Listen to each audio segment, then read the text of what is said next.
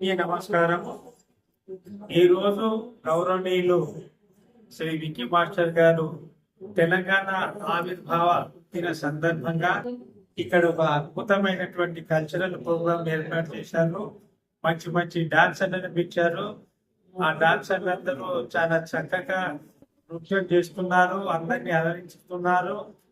Vicky master ఎప్పుడు ఏ programme చేసినా చాలా వినూతనంగా ఉంటుంది. ఇది 172వ ప్రోగ్రామ్. ఈ సందర్భంగా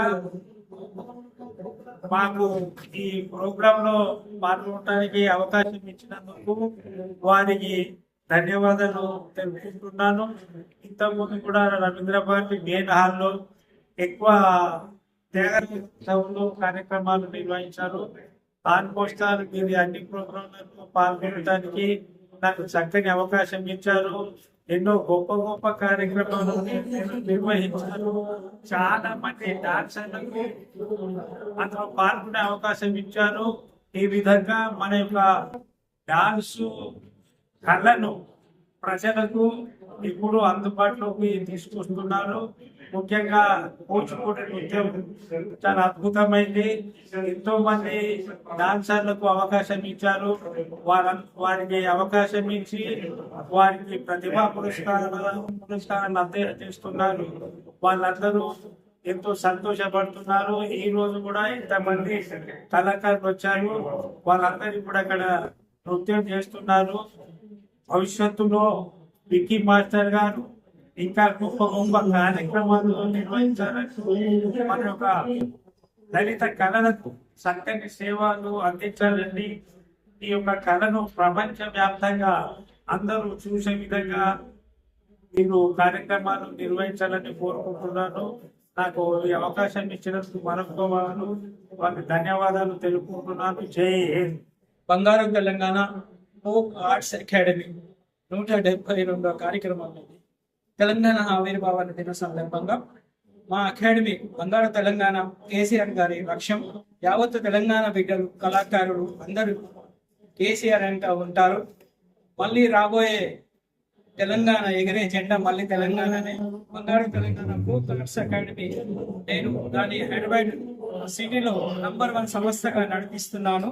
అనేక మంది విద్యార్థులు, గవర్నమెంట్ స్కూల్ స్టూడెంట్స్, ఎంతో మంది లక్షల మంది ఇప్పటి వరకు నాట్యాన్ని నేను అందిస్తూ పిల్లల్ని కొత్త కొత్త గురువులని చాలా మందికి వేదికనిస్తూ ఎంత కష్టమైనా ఎంత నష్టమైనా నేను ముందుకెళ్తూనే ఉన్నాను.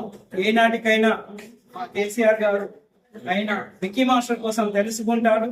ఇది 172వ కార్యక్రమం. మా కేటీఆర్ అన్న గారు ఎలాగైనా బంగారు తెలంగాణని ఫోక్ ఆర్ట్స్ అకాడమీని ముందుకు తీసుకెళ్లాలని, ఆయన సహాయ సహకారాలని ఉండాలని విద్యార్థులకు కానీ, కళాకారులకు కానీ, గురువులకు కానీ, నాట్య గురువులకు కానీ ఈ అవకాశం ఇచ్చినందుకు ఈ రోజు ఇంత ఘనంగా ఆదివారం రోజు ఇంతమంది రావడం నా అదృష్టంగా భావిస్తున్నాను. గురువులకి శిరస్సు ఉంచి నమస్కరిస్తున్నాను. వేదిక మీద వచ్చిన పెద్దలకు, గురుగుల మధుసూదన్ మల్కాజ్గిరి జడ్జి గారు ఎప్పటికీ మాకు చేతోడుగా సంతోషంగా ఎంబడి ఉండి అన్ని సహాయ సహకారాలు అందిస్తూ మాకు ముందుకు తీసుకెళ్తున్న ఏకైక వ్యక్తి. అలాగే ఎంతో మంది గురువులు ఉన్నారు, ఎంతో మంది దాతలు ఉన్నారు. వీళ్ళ వల్ల మేము అకాడమీని ముందుకు తీసుకెళ్తేనే ఉంటాం. ఇంకెంత మా విజయం బంగారు Telangana folk arts academy Telangana జెండా ఎగిరేంత వరకు, బంగారు తెలంగాణని సాధించే వరకు వెనుక అడుగేయము, ముందుకెళ్తూనే ఉంటాము. లీడర్లు కానీ, ఎమ్మెల్యేలు కానీ, కార్పొరేటర్లు కానీ అందరూ సేవ చేయాలి, రాష్ట్రానికి సేవ చేయాలి. ఎవరైతే రాష్ట్రానికి, తెలంగాణ రాష్ట్రానికి, ఆంధ్ర రాష్ట్రానికి ఎవరైతే నాయకులు, నిజమైన నాయకులు సేవ చేస్తారో, ప్రజలకు ఎటువంటి కష్టం రాకుండా చూస్తారో వాళ్ళదే విజయం ఉంటుంది. Thank you very much. ఈ అవకాశం ఇచ్చినందుకు మా రవీంద్ర భారతి డైరెక్టర్ మామిడి హరికృష్ణ గారు ఎప్పటికీ మా తమ్ముడు నీకు ఏం కావాలో చెప్పు, నీకు హాల్ కావాలన్నా ఏం కావాలో, ఎన్ని ప్రోగ్రామ్ చేస్తావు చెయ్యని ఆయన ముందు ఉన్నారు. ఆయన వెనుక మేము ఉన్నాము. హరికృష్ణ గారు, మామిడి హరికృష్ణ గారు డైరెక్టర్ గారు సహాయ సహకారాలు కూడా మాకు అందిస్తారు. ఎలాంటి కష్టం లేదు. ఇప్పుడు కాంగ్రెస్ ప్రభుత్వం వచ్చినాక కూడా కొంచెం కష్టమైన తెలంగాణ కళాకారులందరికీ న్యాయం చేయాలి, న్యాయం జరగాలి. ఈ రవీంద్ర భారతిలో ఎన్నో కష్టాలు ఉన్నాయి. మీరు ఒక్కసారి పెద్ద పెద్ద వాళ్ళు వచ్చి ఇక్కడ కల్చర్ కి సంబంధించిన డైరెక్టర్లు అందరూ వచ్చి రవీంద్ర భారతిని ఒకసారి చూడాలి. ఎక్కడ లోపం ఉందో, ఎక్కడ మనము బాధపడుతున్నామో ఇక్కడ పార్కింగ్ కానీ ఇప్పుడు ఈ మధ్యలో నిన్న మొన్న ఒక 1 వీక్ నుంచి పార్కింగ్ 50 రూపీస్ వసూలు చేస్తున్నారు ఒక్కొక్క వెహికల్ కి. అది తప్పండి. నేను ఇక్కడ 1967 నుంచి ఇక్కడికి వస్తాను, చిన్నప్పటి నుంచి. సాగర సంఘం సినిమా ఇక్కడ షూటింగ్ లో నేను అక్కడే ఉన్నాను.